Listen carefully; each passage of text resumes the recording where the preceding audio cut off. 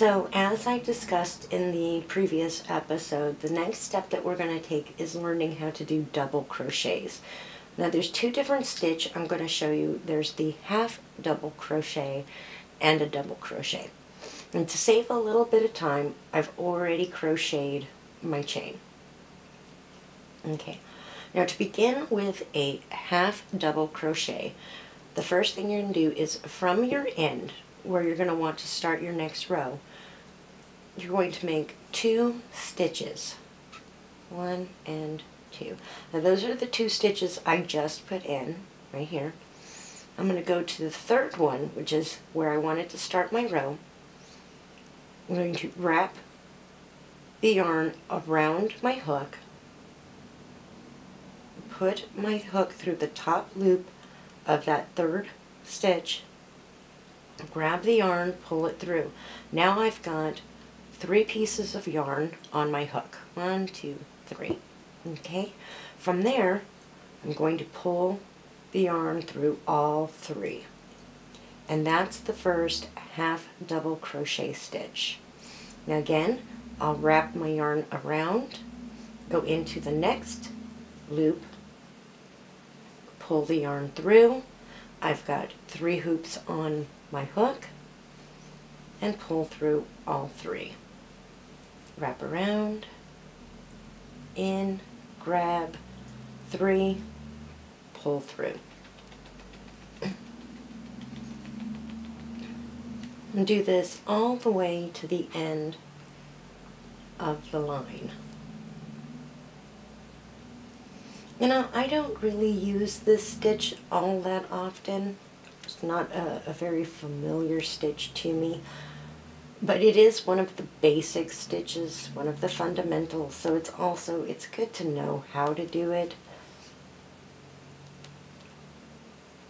Loosen up some more yarn.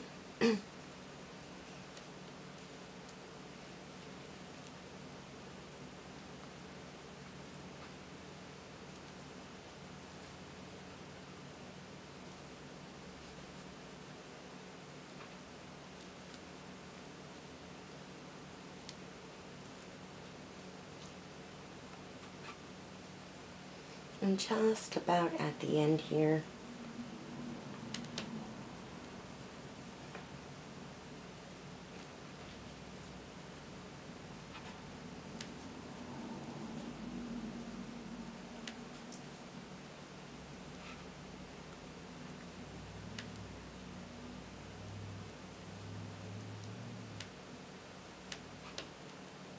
okay. So now I've completed my first row of double half crochet. Half double, double half. Anyway, now I'm going to do 2 stitches on the end, flip the work, go in through the top 2 loops, wrap around, go in through the top 2 loops, and begin again.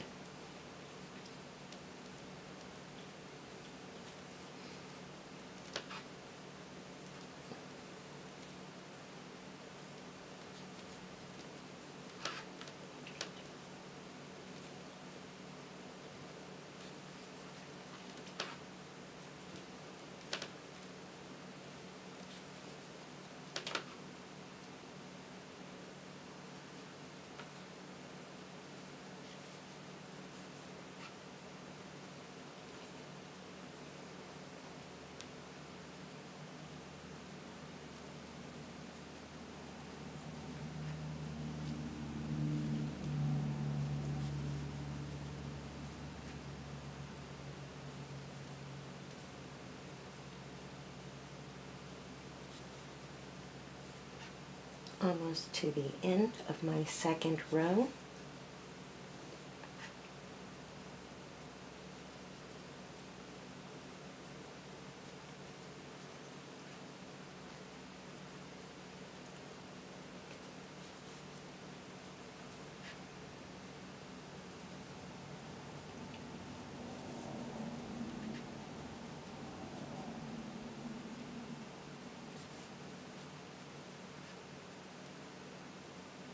Okay, now you can see as It's slightly different from the single crochet stitch, as you have more space in between the stitches, more of a hole in between them.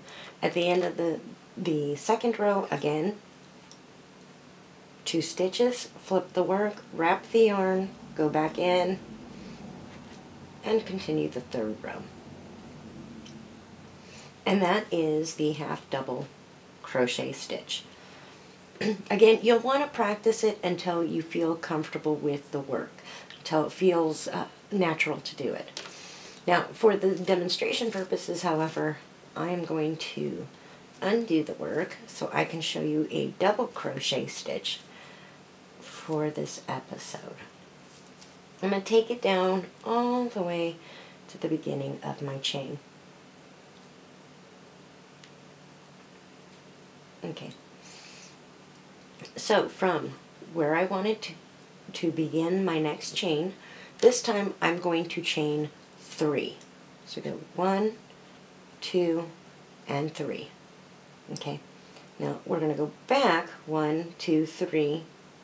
The fourth one right here, that's where we're going to start our next round.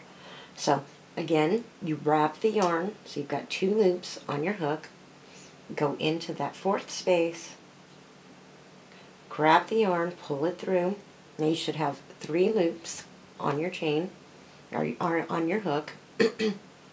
Go through just 2 of the loops to where you still have 2 loops on your hook.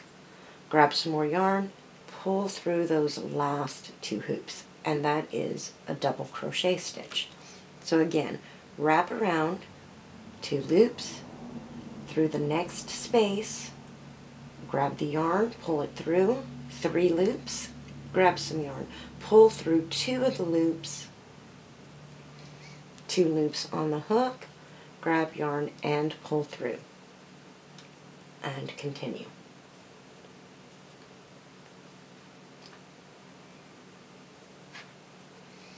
I've seen a lot of blankets made this way, and personally, like I said, I don't often use these stitches myself, but they are good to know, and you will see them come up in patterns.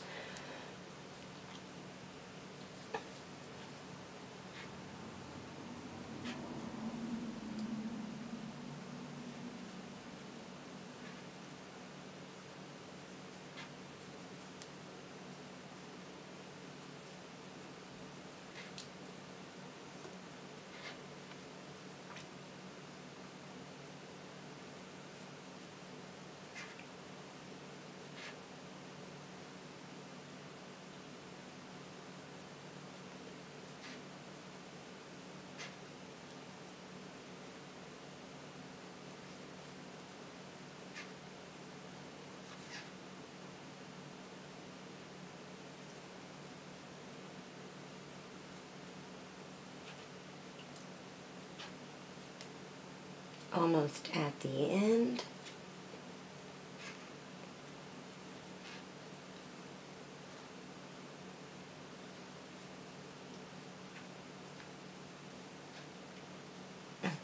And we've done a row of double crochet. Now you can see again, those holes are much more defined with a double crochet. At the end of the row, we're going to do 3 stitches again. Turn the work, go into the first crochet chain space. Oh, keep forgetting to wrap. Wrap the yarn, go through that first chain space, grab more yarn. You should have 3. Grab yarn, pull through 2, grab yarn, pull through 2, and you've begun your second row.